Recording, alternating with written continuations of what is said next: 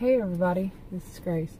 In this video, I want to talk about what I was thinking about this, that some might see as somebody being a little too obsessed with somebody, or is it really, or is it just part of their job?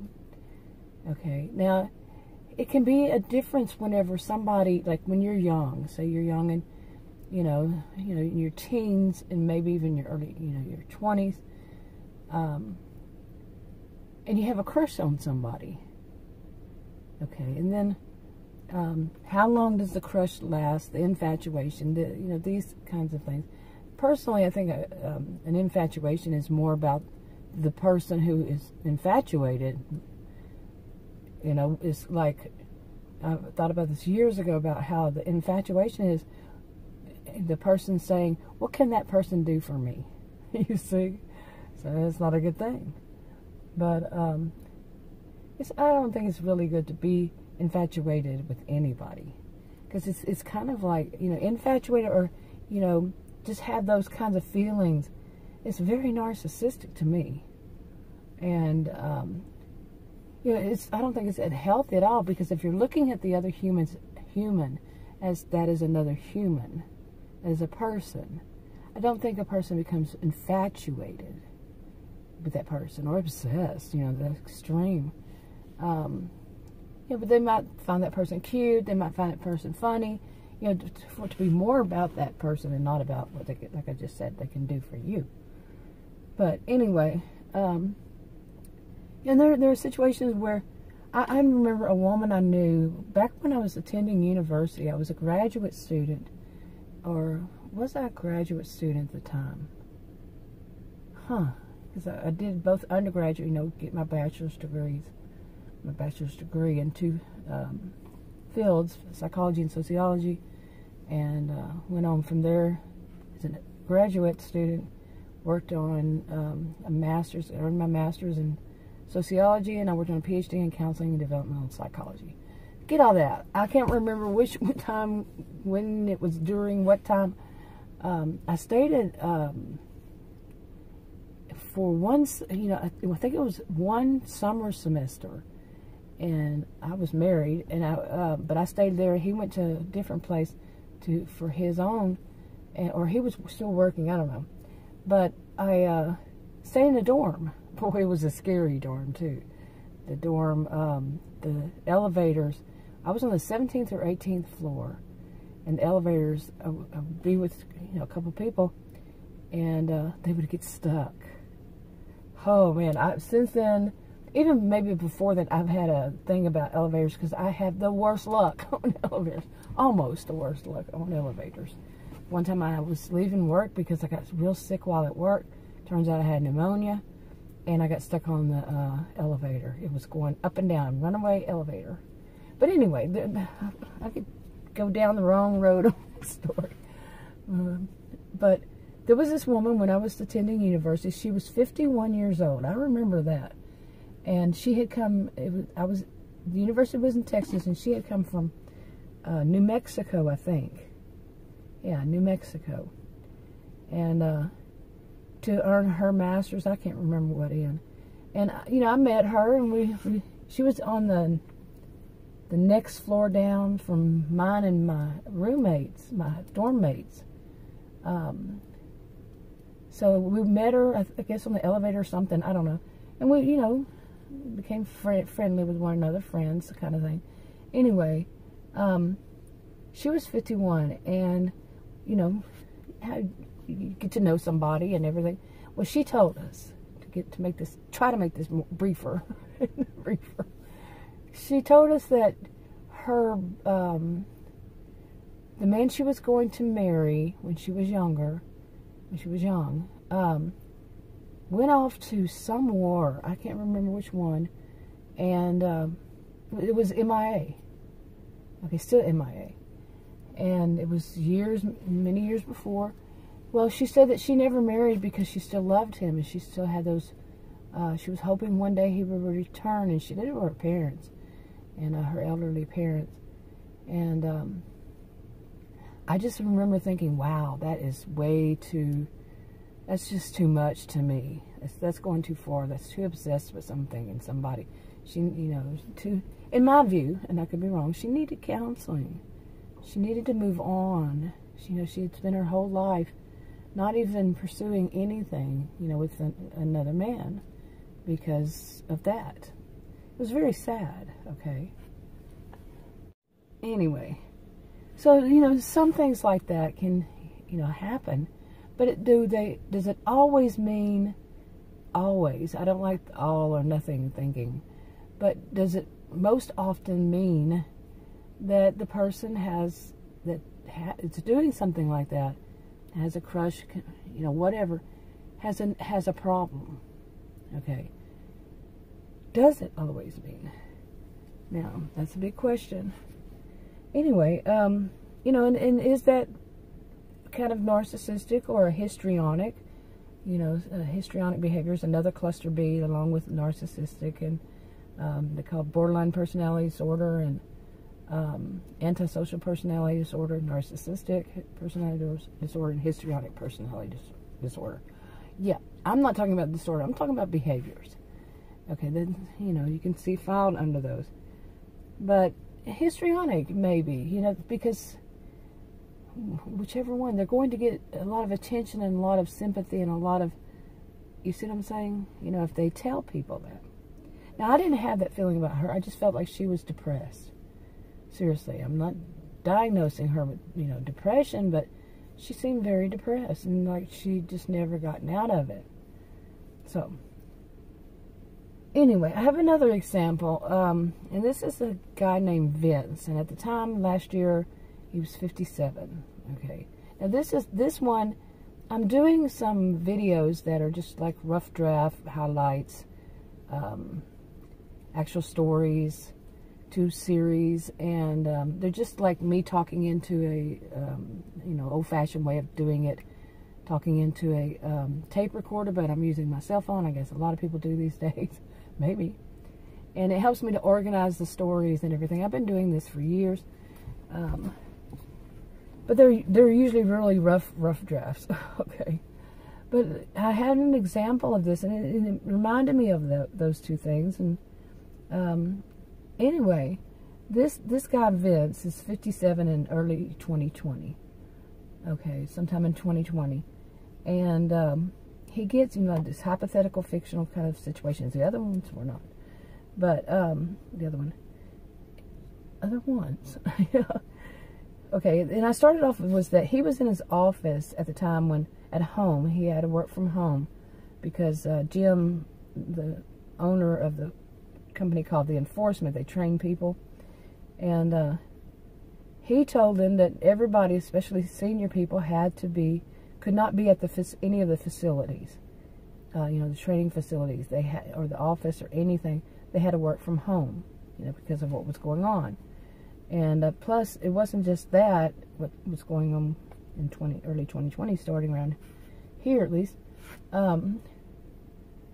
It was also, there were some different kinds of dangers going on, dangerous situations, threats and such in the county, Victorson County, Texas. Victorson County is fictional, but Texas, of course, is not. Anyway, so he had them, work from home. Well, Vince was at home when he got this phone call. He worked for The Enforcement, and he got this call. Well, the call was about a woman, Therese, with CH, Therese, that he had had a crush on since they were like teenagers. And she had, went real young, got married, and then she basically kind of disappeared. But Jim and Vince, they know why. She was under protection. And instead of keeping her in the county, they moved her outside of the county. And Vince was one that had her as one of his cases. And he had had her for a case for many years at this point. And so now, just imagine it's part of your job, but also you had a crush on that person, and you haven't seen them in all these years. But would the crush return? And if it did, and if, you know, knowing that he had a crush on her, taking that case on when it happened and continuing it, that's when a person has to question, are they obsessing? You see? Think about it. Okay, now a little bit of the background. Now, when Vince took this case, they moved Therese to outside of, basically to the big city. And the county, Victorson County, was pretty much isolated. And the big city was like 2 hours away, and that was the closest place. Okay, you know, out of the northmost portion. Anyway, they moved her there into a safe house, but it was like a very nice kind of home. And now she was, you know, from a wealthy family. Many of the people from Victorson County are wealthy, and they had a facility out in the big city, you know, more than one. And so Jim moved into the one that was closest to where they moved her. They weren't planning on moving her again. Okay. And so he moved there. And, you know, he just basically ran the place. You know, at some point he became the one who ran it. So he, you know, eventually he became a senior member. So it wasn't as though, you know, he did it because she was going to be one of his cases, and where they moved her, and they just went ahead and opened up a facility there, or maybe they already had one. But they wound up having to have many in there. And they, like I said, they train people. They just call themselves the enforcement. They're not police officers, but they do train some police officers, some of the deputies. You know, they train some of the people that live in the county. Most of them train at least in things like self-defense. They train investigators. They train bodyguards, security guards. They even send some people to school to be attorneys. You know, anything involving law enforcement, that's needed in the county. And then some people, they also have places elsewhere across the globe, and they train.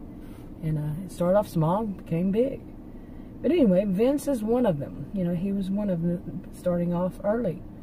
So he moved into this place and, you know, worked in this facility. He has, they have plenty of, you know, little houses there for security purposes for these, where these people work, you know, that are training, the trainees and such. They live in those temporarily until they train and they move. Well, Vince is in one of them, okay? And it's just a temporary place for him to live. He has his own home. Okay, so of course she is not his only case. He has plenty of cases, and he has plenty of people who are training, and they, you know, they usually have someone who's training, and they do different kinds of jobs and stuff, such like that. So when he got this call, and he knew, you know, they have something, I think, similar to a beeper. You remember the old-fashioned beepers? And so would she, that basically something's happening and she's in danger, okay? And I'll describe her in another video, but so he, you know, he got this call that, you know, from this beeper-like thing that, well, he got a phone call, and it said it's time, you know, and he knew what it was because the beeper-like thing. And so basically she had one too, and it's, you know, as the time went by, they changed the way that the things, but they knew now where she was, that GPS kind of thing, and where exactly she was, and that she was just to wait and have her bodyguards, the ones that she knew, 2 of them, would come up to her, wherever she was, and they would go from there. And then what would happen is she would be brought to wherever Vince, since he was the senior member, she would be brought to him, okay, in his home. So that's what it all meant, that she would be, you know, taken there by her own bodyguards and brought to his home. and then they go from there, of course. Okay.